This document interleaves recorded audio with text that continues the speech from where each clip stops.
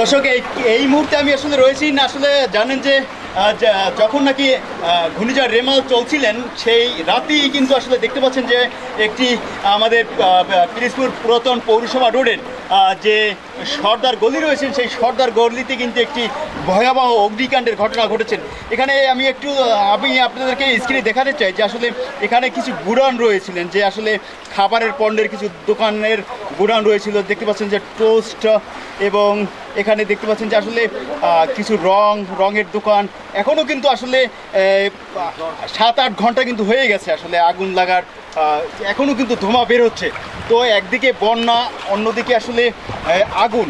এখানে দেখতে পাচ্ছেন যে আসলে আমি একটু আবার আপনাদেরকে দেখাতে চাই যে এখানেও কিন্তু আসলে জলাবদ্ধতা কিন্তু হয়ে গেছে, যে এখানেও কিন্তু হাঁটু সমান পানি আমাদের এই পিরিজপুর পুরাতন পৌরসভা রোডের যে সর্দার গলিটি রয়েছে। মানে বাতাসের চাপ অনেকটা রয়েছে, টিন উঠছে।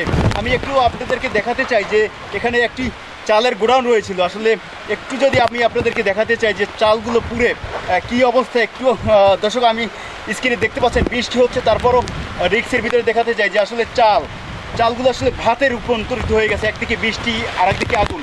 তো এখানে স্থানীয় যারা আছেন আমি একটু কথা বলার চেষ্টা করব যে আসলে অগ্নিকাণ্ডটা আসলে কিভাবে লাগে এবং কয়টার দিকে লাগে। এখানে যখন আগুন লাগে তখন কে ছিলেন আপনারা?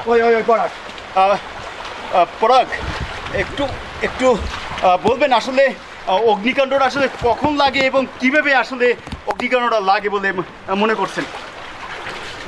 অগ্নিকাণ্ডটা মনে হয় যতটুকু সম্ভবত 4:10-এর দিকে। এটা সম্পূর্ণ আমার যে ঘর বা আমার যে ঘরের পজিশন, সেই পজিশন অনুযায়ী যদি আর এই যে ঝড় বৃষ্টি, এতে মানে কোনো আগুন লাগার মতো কোনো সিচুয়েশনে যেখানে মাল নাই, যে এই জায়গায় যে আগুনটা লাগবে, কারেন্ট নেই। তারপর ছিল যদি আমরা বলতে পারেন কারেন্ট শর্ট সার্কিট হতে পারে, শর্ট সার্কিট হবে কারেন্টই তো নেই, শর্ট সার্কিট হবে 10টা থেকে কারেন্ট নেই, তাহলে সরকারি হওয়ার কোনো সম্ভাবনাই নাই। হ্যাঁ, সম্ভাবনা নাই। আর আগুনটা নিষ্পত্তি হয়েছিল এইখান থেকে, এই সিটটা থেকে, এই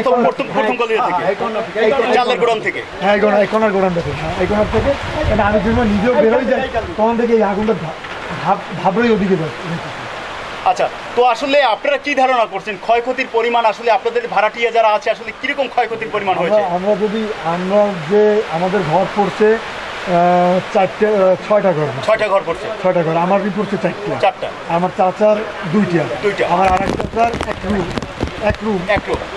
এটা ওই চাচার মধ্যে একটা রুম। আচ্ছা, তো ওই রুমের যে মাল সামনে কোরবানি আছে, তারপরে মাল যে উঠে ওই মাল ওইগুলো দেওয়া, তাদের সাথে আমি কথা বললাম।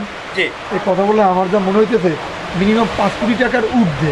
5 কোটি টাকা ঊর্ধ্বে। এবং প্রত্যেকটা গোডাউনই মাল কারণ ছিল। আপনারা দেখেন, আমি তো কিছু সরাই নিব, আমরা কিছু আপনারা দেখেন যে মালটা কেমন ইদাও আছে। আপনারা দেখেন, তো মানে বাজারের সোজা কথা, এক কথা যদি বলতে চাই, এই যে বাজারটা মুদি বাজার, টোটাল মুদি বাজারের দর্শক আসলে এখানে আসলে বললেন মালিকপক্ষ যে আসলে মুদি বাজারের যে কিছু যে বড় দোকান, যে চালের দোকান এবং অন্যান্য যে খাবারের, এই কিন্তু বড় ধরনের কিন্তু একটা গোডাউন কিন্তু এখানে ছিল। এখান থেকেই আসলে কিন্তু মালগুলো তারা বাজারে গিয়ে বিক্রি করতেন। যে বললেন যে 5 কোটি টাকার উপরে তাদের কিন্তু আসলে ক্ষয়ক্ষতি হয়েছে বলে তারা আসলে ধারণা করছেন। তো একদিকে রেমালের প্রভাব, আর একদিকে পিরিজপুরের এই অগ্নিকাণ্ড, সব কিছু মিলিয়ে কিন্তু একটা শোকের ছায়া কিন্তু আমাদের এই জেলায় পিরিজপুরে কিন্তু পড়তে শুরু করছে। এখানে আমি একটু পাশে যে কথা বললাম, দেখতেছিলাম যে এখানে এই যে এপাশেই হাতের ডান পাশে আর একটা ঘর কিন্তু অঙ্গার হয়ে আছে। আমি একটু ভিতরে একটু ঢোকার চেষ্টা করবো, একটু দেখানোর চেষ্টা করি।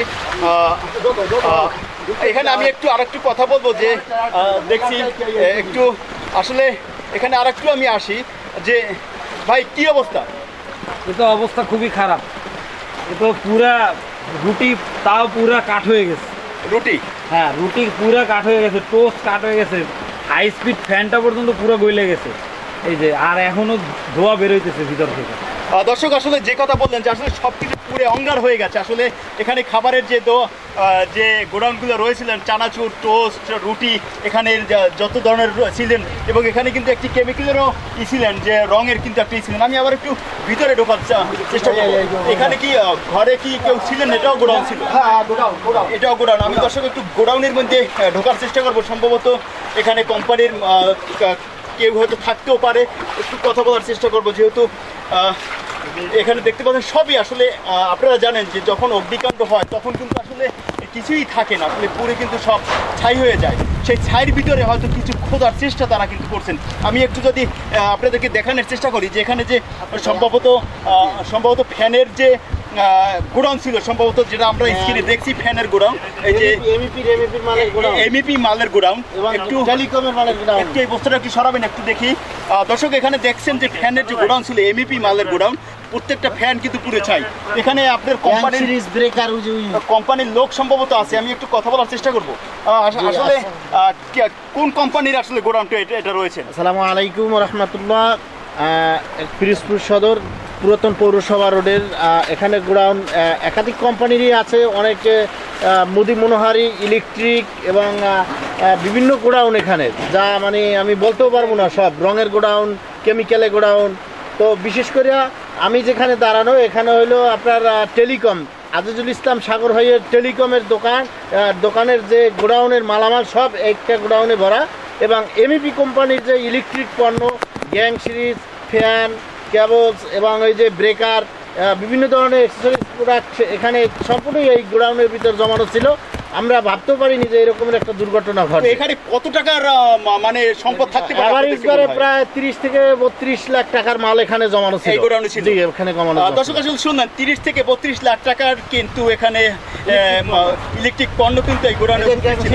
তো আমি আবার একটু এখানে আরেক ভাই দেখতে পাচ্ছেন আসলে কি জানি ছেলে বের করছেন, জানার চেষ্টা করবো। আচ্ছা ভাই, কি মানে এই পুরো থেকে কি খুঁজছেন? মানে এখান থেকে যে কোনো প্রোডাক্ট ভালো আছে কিনা এটা আমরা দেখতেছি, যে যেহেতু পুরো সবকিছু শেষ হয়ে গেছে, তারপরও দেখা যায় ট্রাই করতেছি যে কোনো ধরনের ভালো পণ্য আছে কিনা এর মধ্যে, এগুলোই খুঁজতেছি। আচ্ছা দর্শক শুনলেন আসলে যে এখান থেকে আসলে খোঁজার চেষ্টা হচ্ছে, যে পুরো সব ছাই, তারপরও তার ভিতরে কিন্তু খোঁজার চেষ্টা হচ্ছে যে এর ভিতরে আসলে কিছু ভালো মাল যদি পাওয়া যায় সেগুলো হয়তো তারা বেছে বেছে বার করবেন। তো আসলে সর্বশেষ একদিকে রেমাল আর একদিকে কিন্তু আমাদের ঘূর্ণিঝড়ের যে প্রভাবের পরেই কিন্তু রাতেই যে আসলে অগ্নিকাণ্ডটা হয়, সেই অগ্নিকাণ্ডে কিন্তু আসলে দেখেন পুরো কিন্তু সব অঙ্গার হয়ে গেছে, একেবারে পুরো ছাই হয়ে গেছে। সেই ছাইয়ের ভিতরে কিছু ভালো জিনিস খোঁজার চেষ্টা করছে। তো আসলে সর্বোপরি আমি আপনাদেরকে একটু জানাতে চাই যে আমাদের পিরোজপুর জেলার পুরাতন পৌরসভা রোডে যে সর্দার গলিটি রয়েছে, সেই গলিটিতে কালকে রাত 3টা সাড়ে 3টা নাগাদ এই অগ্নিকাণ্ডের ঘটনা ঘটে বলে এখানের স্থানীয়রা আমাদেরকে জানিয়েছে।